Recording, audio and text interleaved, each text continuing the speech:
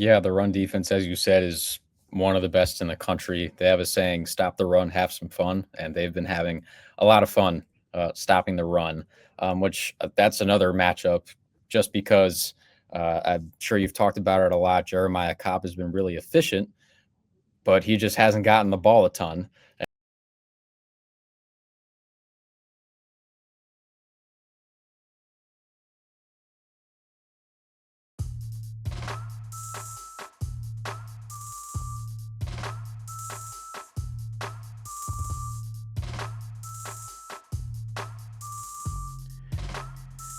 Welcome on into the Auburn Express, powered by the War Report. Your guy Ike Jones here, talking a little Auburn versus Mizzou. I got my guy Q from Mizzou in here today to talk about it. Quentin, man, I'm gonna muster whatever little bit of hope that I have for this game to have this conversation with you. But I'm going to let you dominate the conversation and talk about Missouri, because there's a lot more hopefulness, I think, going on in Como than there is in the Plains these days. But how are you all feeling about how the season has gone thus far in comparison to what you expected to happen in this season thus far? Yeah, well, just first of all, thanks again for having me on. I always enjoy doing this. Second, and to answer your question, it's been really interesting. I think if you polled 100 Mizzou fans and asked them, would you take a 5-1 start to the season? I think all 100 people would say yes. And the interesting part is that there's now a little bit of a damper because they lost this past Saturday to Alabama. But I think the silver linings were pretty shiny. I mean, last year in their first big time road test against Texas A&M, they got destroyed. They lost by 31 in College Station in a game that was never really close. This time around in their first big SEC test, they only lost to Alabama, who was probably a college football playoff team with a Heisman contender at quarterback, who's probably pretty good. Um, and it was only a 3-point game, and Mizzou had numerous chances to win. They just let it slip away. And so I think I'm feeling better about them at this point than I did after the Texas A&M game last season. But now comes another kind of test in going on the road, which they haven't done this season, which is still pretty crazy to Right. think about. How their first 6 games were at home. They were the only team, I believe, in the entire FBS to have their first 6 games at home. But even though Auburn's struggled over the past few weeks, I know the vibes aren't exactly the highest down on the plains, but Jordan Hare is still going to be rocking. It's under the lights. Mizzou has struggled on the road under Eli Drinkwitz. I believe they're 8-15 in road games since 2020. All three of their losses last year were on the road. Two of them were non-competitive. And so I'm curious to see how they handle the environment this time around. They say they're more prepared than they were for the A&M game last year. So I'm curious to see how that manifests itself on Saturday.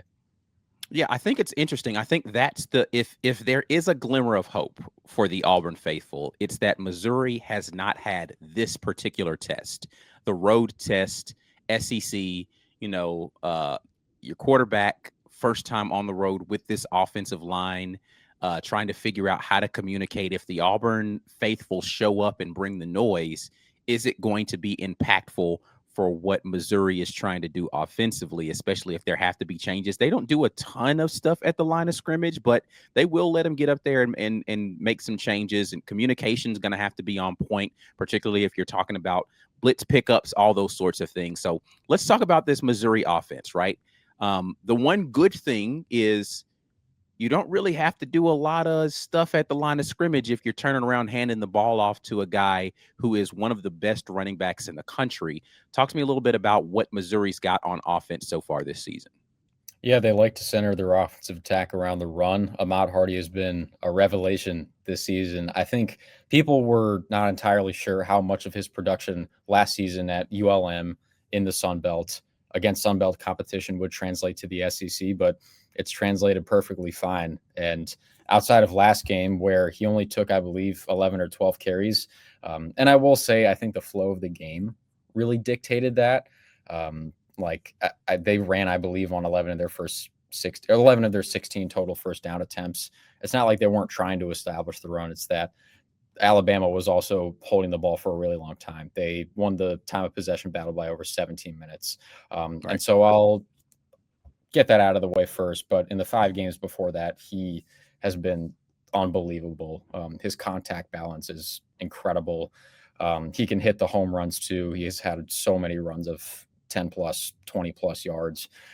He's like a combination of, and without the receiving ability, like LaDainian Tomlinson, his ability to hit home runs as a runner, but also to shed tackles like Jerome Bettis. So Mizzou's got their own little Jordanian Tomlin Bettis or whatever you want to call that hypothetical combination of player, and it's been Gotcha. really fun to watch. There have been a lot of great running backs under Eli Drinkwitz here at Mizzou with Tyler Beatty, Larry Roundtree, Cody Schrader a couple of seasons ago, but I think Ahmad Hardy might be the best of them, which is really saying something because all three of those guys were really productive. And so they're going to try to center the offensive attack around the run. The offensive line has been, I'd say, pretty good this season. And then at wideout, Kevin Coleman Jr. has racked up a lot of receptions so far. He's he's a yak monster, similar to Luther Burden last year, wearing number 3 in the slot. Maybe a little skinnier, but definitely quicker, agile, able to make defenders miss in a phone booth. And then Marquise Johnson has also really taken a leap at wide receiver now with Burden and Theo Weiss Jr. and Mookie Cooper gone from last year's team. And then there is a freshman, number 1, Donovan Olubade, who has only had, I believe, 11 receptions this season, but he has been immediately impactful in the past game. Had a few big catches late last game against Auburn. And then at tight end, Brent Norfleet, number 87, loves to jump over people, really good at blocking. And then I'm not sure how much of Bo Pribula you have watched this year, but he is a little polarizing. I'll call him that. He's really good as a runner. You saw at Penn State, they often use him as a change of pace quarterback, along with Drew Aller. It's really funny how the comparisons came about when Pribula was clearly playing a lot better than Aller. Sucks for him that he's out for the season now, and his career's done in Happy Valley, which is anything but happy now. But that tangent's over. Pribula's been really good at the short and intermediate stuff. Really good at dicing up zone coverage. The issue has been when those short and intermediate routes have been shut off, him being able to create another passing lane. He really struggled with that against Alabama last game. He's really good. Again, he's really good with his legs. His escapability is solid. But the deep ball hasn't really been there for Mizzou this season. And so this being his first big road test and having a team like Alabama shut down what he had been really good at as a thrower, I'm really interested to see how he bounces back from that. Yeah, I think that's the thing, right? Again, if I'm looking for bright spots for the Auburn defense in this matchup versus Missouri, Auburn's been good against the run, and they've struggled in pass defense. And it seems as if it's strength on strength and weakness essentially on weakness in this game.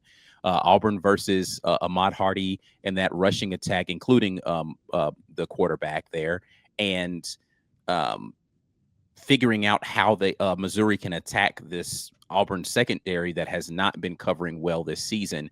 I think that's going to be an interesting matchup to see who gets the best of those things. Is Missouri going to be able to establish the run versus this Auburn defense that's been fairly stingy all season? Right now, if I'm looking at the numbers, Auburn on the season is giving up 86.5 rushing yards per game, right? So it's a stingy rush defense, right? But Missouri conversely on the ground is rushing for 270.5, right? So it's strength on strength in that regard. Who's going to be able to get the best of that matchup, I think, is really what's going to help determine this game. Because when we talk about the opposite side, Auburn offensively has not been good, but Missouri, amazing so far on defense for the vast majority of this season. So let's talk a little bit about that Missouri defense that is, by all accounts, a top 10 defense. Like, I don't know if you disagree with me statistically, but like they are in, I think, the top 5 in the country in yards that they're surrendering on the ground. When you look at their PFF numbers, they are the number 2 rated PFF rush defense in the conference, top 10 in the country in that. They are doing a really great job of shutting down opponents' rushing attacks. in a variety of ways. But talk to me about this Missouri defense. And listen, I talked about the rush defense. The pass defense is no slouch as well, right? I don't want to sit here and act like they're giving up a bunch of yards in the air. They're only surrendering 240 total yards on the season per game. But talk to me about that defense. Yeah, the run defense, as you said, is one of the best in the country. They have a saying, "Stop the run, have some fun," and they've been having a lot of fun stopping the run. Which that's another matchup, just because I'm sure you've talked about it a lot. Jeremiah Cobb has been really efficient, but he just hasn't gotten the ball a ton. And now I'm curious with Damari Alston now gone from the program. That running back depth taking a little bit of a hit. I don't know if that's going to affect things at all. But yeah, the run defense has been spectacular. The defensive line, I'll just start with like the edges. Damon Wilson II and Zion Young have been one of the best edge duos, not just in the SEC, but the entire country. I think, honestly, just the front seven in general could have a field day on Saturday against an Auburn offensive line that I don't think is great. I know they brought in some guys from the portal that they were excited about, but I think against some really good defensive lines in Texas A&M and Oklahoma, those front sevens had their way, and Jackson Arnold was sacked a lot. And last game, they played better, but at the same time, I don't think Georgia's defensive line is great. Damon Wilson has almost quintupled the amount of pressures, according to PFF, than anyone on the Georgia defensive line. And Zion Young's not too far behind them in most statistical categories. And so I think if you're looking for a mismatch, this Mizzou front seven against the Auburn offensive line and a quarterback who tends to hold on to the ball too long, does not look very sure of himself in the pocket, and has not shown an ability yet. And honestly, I say yet, I don't know if it's ever going to happen, to beat teams down the field with his arm, which is a real shame because Auburn has two of the more fun wide receivers in the SEC, and Cam Coleman and Eric Singleton. And so I think when you look at run defense and just the ability to win in the trenches, I think Mizzou can dominate on Saturday. And in the pass defense, what's interesting about them is that, yeah, they haven't surrendered a lot of yards per game, and their surface level numbers aren't terrible. But against Kansas and South Carolina, they were giving up a lot of explosive passing plays. And in both of those games, they caught some breaks from Jalen Daniels and Lenore Sellers, just straight up missing receivers who were open, and more so against Kansas, receivers just dropping open footballs. And we knew that at some point down the line, if those issues weren't fixed, that was probably going to cost them a game. And I don't want to say it did against Alabama, because Ty Simpson was making some incredible throws. That guy's legit. And I thought the coverage was pretty good, just good defense, better offense. And so I think if the front seven is able to neutralize Arnold and Cobb, and they're able to beat that offensive line pretty consistently, I think it's going to be a really long night for that offense, where, at least from an outsider's perspective, moving the ball has looked like a chore and a half for them so far this season. Yeah, I mean, that was the one thing that I was going to mention, the explosives that the Missouri defense is capable of giving up if that front seven doesn't get home. Auburn does have the receivers that can exploit that, but the question looms very large. Can Jackson Arnold make the connection? So I think that's going to be the biggest thing for Auburn. And this is that, if we're talking about, I said the strength on strength with the Auburn rush defense versus a Missouri rush offense. Then you're talking about a strength on weakness when it comes to Missouri's pass rush versus Auburn's ability to protect and hit the deep shots. You have to be able to do that. So that makes for what I feel like might be a kind of sloppy game if Auburn's rush defense can be good and force Missouri to have to be a throwing team, forcing a lot of third and longs, and the Missouri quarterback can't figure out how to, solve the riddle there on third downs, then it could be a punt fest there inside of Jordan-Hare that evening. So that means special teams are going to be important. Field position is going to be important. So let's talk about that third phase and what Missouri has looked like in the third phase of the game there in special teams. Yeah. So At kicker, not sure if you saw earlier in the season, but Blake Craig, who I think was slated to be one of the better kickers in college football this season, he tore his ACL in the season opener on a kickoff. And the backup, Robbie Meyer, is a redshirt freshman from Northern California, has come in and he does not have the same kind of range as Craig. It's basically been everything from like 40s and in so far. He had a really clutch, I think, 40-yarder to sort of seal the game against South Carolina. But he is not as good as Craig. Craig was hitting, I mean, even last year, he was hitting 50-yarders pretty easily. The drop off from Harrison Mevis to him was, I couldn't really notice it. I think Craig was like 6 of 9 on field goals from at least 50 yards away. He had 2 big 50-plus yarders in the bowl game against Iowa. The only problem was 40 to 49 yards. He was 1 of 7, which wasn't great. And he had, I think, 3 games where he missed multiple field goals. And so he was a little streaky, but he looked to be establishing that consistency in the Central Arkansas game.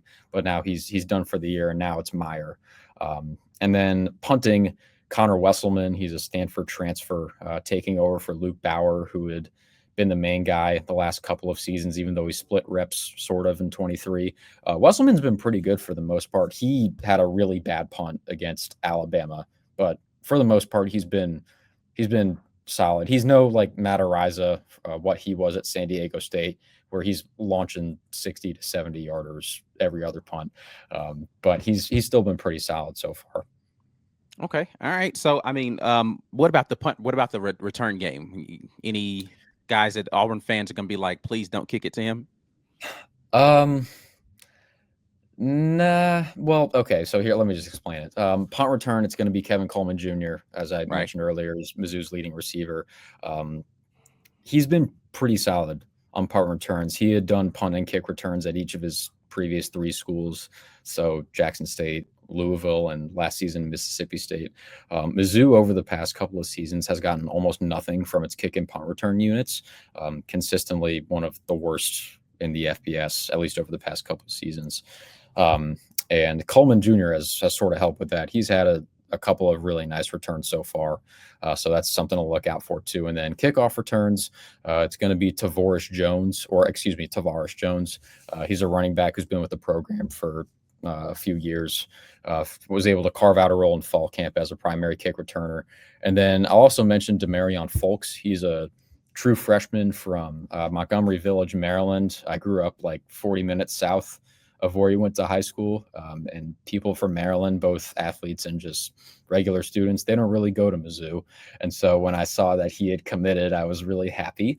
And he had a couple of really nice returns against UMass, I believe, on one punt and 1 kick. So those are some guys to look out for. They haven't hit any humongous returns yet. At least one's over like 50 yards. But they've shown flashes so far in the return game. Okay. All right. Well, I mean, again, I think that it could shape up to be another one of those weird Auburn versus Missouri games where there are some late game heroics or late game disasters involved. Yet to be seen which of those 2 things will be in place. Let's just talk about outcomes for this game. I'm sure you and I apologize, I haven't read if you wrote anything for the Missourian about this, but what does Missouri need to do to walk out of Jordan-Hare with a win? Like, what key statistic do you think you'll look back at the end of this game and say to yourself, I'll circle that one on the stat sheet and say, yep, this is what I thought. If Missouri did this, they're going to get a dub in this one. I'll say, first of all, just the amount of tackles for loss / pressures Mizzou is able to generate. I think they will just fine. I didn't even mention like the linebackers. I don't know if you're old enough to have remembered Jeremiah Trotter on the Eagles and those early 2000s Eagles defenses. Yeah. So his son Josiah plays almost exactly like him. Like, it is really freaky how similar he plays to his dad. He was awesome last year at West Virginia. Had won a few awards, was second on the team in tackles as a redshirt freshman. When he's come over this year to Mizzou, and that production is translated, he is a missile in the run game. He plugs gaps spectacularly. So that's just one of a few linebackers I think you're going to see make an impact. But I think TFLs and pressures are going to be something to look out for. And then honestly, if Jackson Arnold is throwing the ball a lot, I really like Mizzou's chances. And that sounds pretty mean, but he just Hey, listen, he it's just honest hasn't been though. good enough. Listen, when Auburn has been good this year, Auburn has run the ball effectively. Like that's just the long and the short of it. If they run the ball effectively, they've been good. Now, of course, you're playing one of the best run defenses in the country, so it's a tall task. But yeah, if they're throwing the ball a lot, it means one of two things: the run game's been ineffective, and they're having to throw it a bunch. They have not committed to the run enough, or they're behind and they have to. And I think all three of those scenarios work well for Missouri. Yeah, and I'm sure you all and a lot of other people down in the plains were hoping that Auburn provided greener pastures for Arnold, who just had a terrible, horrible, no good, very bad season at Oklahoma where Right. everyone around him was hurt. They were playing tough teams. The defense was trying so hard to keep them in games, and Arnold just he couldn't do a whole lot in large part because of everything around him working against him. And Right. so the hope going into this year was that the offensive line could be at least decent, and that guys like Coleman and Singleton and Frazier at tight end could help him out a little more.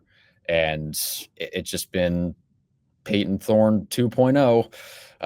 He's Arnold's been getting sacked a lot.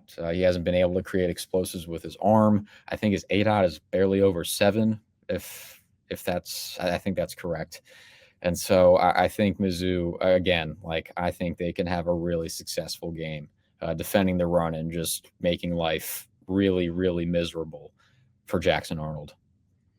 I'm sure that is the hope for all of the Missouri fans tuning in for this game, is that Jackson Arnold has an absolutely miserable outing because of all of the pressure being applied by that Missouri defense. Listen, I'm going to be honest. Listen, I feel as if Auburn is in a well, let me get the outside perspective on this because I hear the talking within our circles. What do you feel about the potential for this being a coaching for your job game for Coach Hugh Freeze at Auburn? Do you think it's gotten to that level of he needs to produce, or they're going to give him his walking papers? Does it feel like that from the outside looking in? I was actually going to ask you that question, so I'm glad you brought it up in the other direction. Yeah, I think that definitely exists. You lose 3 very winnable games, even though they were to good teams, and I know A&M was on the road. Were they in Norman for that Yes. game? Okay, yeah. So 2 of those 3 games were on the road. I was talking to somebody today about this. Like, if he called his offense the way Kirby Moore does for Mizzou, where they center their offense around the run and they use the pass to supplement, I think Auburn would have a better record than 3-3 at the very least. I was talking to another person and they were like, yeah, he calls this offense like he did at Liberty or when he was at, one of his other spots where they had a really good quarterback and they had like an air raid style system where the passing game was its strength. But here being Auburn, like the run game is really good. And what's really weird to me, and I'm sure you all discussed this ad nauseum, it worked so well against Baylor. They ran them out of town. They ran them out of their own stadium. Yeah. And they just seem to have completely abandoned it going forward, even though Cobb has been really efficient and absolutely looks the part of a number 1 running back in the SEC. And so I just think it definitely at some point when you lose so many, 1 possession games in a row, I think Auburn's like 2-8 in 1 possession games under Freeze. When they let games like Georgia get away from them, I get against Oklahoma, you had the play that should not have counted. That was literally like illegal and against the rules. Against Georgia, like, yeah, Arnold probably crossed the line before he fumbled. But the issue with those instances and so many times before is that they let in-game adversity affect them negatively and they spiral. And that's exactly what happened against Georgia. Like they didn't have to let that game get away from them, but they Right. did. They immediately allowed a long scoring drive and they like the two offenses like Freaky Friday to each other. And Auburn, I think in the second half came like 50 yards on offense. And so the thing for me is not like them getting supposedly hosed by the referees, but it's how they have responded to it. And that's where I think Mizzou can create another advantage, because Mizzou, since 2023, they're 10-2 in one possession games. They have carved out a really cool identity of being able to respond to adversity, I should say, in the middle of games. I mean, even last game, like there were 4 or 5 times where they could have just crumbled, but they didn't. And they gave themselves a chance to win late in the fourth quarter. And so I think when you watch Auburn, how they falter, honestly, when they face circumstances like they have against Georgia and Oklahoma this year, versus Mizzou, who has responded positively so many times to adversity. Like that was their only one possession game last week against Alabama. Against Kansas, they were down 15 in the first quarter. Kansas, after the opening drive, like Kansas punched them in the mouth. Mizzou wins that game by 11. That's responding. South Carolina, like Mizzou's down in the second half, they go on to win by 9. Like that's responding. I just haven't seen that from Auburn. And at a certain point, there's really no one else to point the fingers at other than the coach, because the coach oftentimes is your team, is an extension of your head coach. And we just have such a large sample size of the same thing happening over and over again.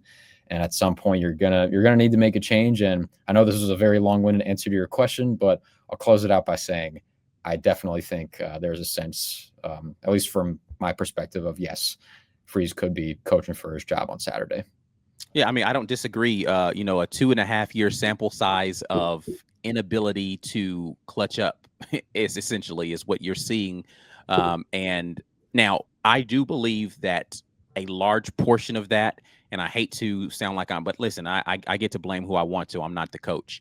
I do think a large portion of that is on the quarterback and the lack of clutch from the quarterback position that Auburn has had in Peyton Thorne and Jackson Arnold. But then that turns and says, well, who's the guy that selected both of these guys to be the quarterback and has stuck with them through their inability to overcome adversity? And that goes right back to the head coach, right? So something's got to change. And if after this game, Auburn says, let's just keep forging forward with who we have on the field as far as personnel is concerned, then I think that the firing squad should turn and face the coach and say, well, if you're unwilling to make the changes, then we need to change the guy who's making the calls. And I think that's the long and the short of it. So we will see. We will find out a lot of answers when it comes to this Saturday on the Plains there, Auburn versus Missouri, which has, again, always promised to be a wacky game. We will see how much craziness ensues this version of the Tigers versus the Tigers. Q, tell the people how they can follow what you got going on, man, in case they want to keep up with all the things that you are doing to keep the Missouri fans informed about things going on. Yeah, I'm at Quentin Corpuel, just my first name, last name, QUENTIN CORPUEL on X. Same thing with Instagram. I post my stories a lot on there too. And I will be at Jordan-Hare Stadium on Saturday. It's my first time going to Auburn, so I'm really excited. Thankfully, it's a night game, so I get the day to walk around and take in campus and the town of Auburn. You got any suggestions when I go down there on places to go and see? I mean, yeah. You want just like sights to see, or you want to go eat somewhere? What are you thinking about? Yeah, I'll probably get lunch somewhere, and any spots on campus that you think are interesting to look at. Yeah, we can chop it up. I'll send you a list of stuff, man. How about that? Awesome. That sounds good. I'll be down there as well, so we'll make sure I connect with you. It'll be first time I get to meet you in person. Yeah, awesome. Sounds good. All right. Well, we are going to get out of here. You know who we are. We are at the War Report all over the social medias. If you're listening to this on podcast, we're the Auburn Express. Make sure you're giving us that 5-star review over there. Like this video if you're on YouTube. Subscribe to the channel if you haven't already. Share the content everywhere out there. We will be back at you all game day, pregame, halftime, postgame with all of our preview and reaction stuff. But that's it. We're out of here. Until the next time, and as always, War Eagle.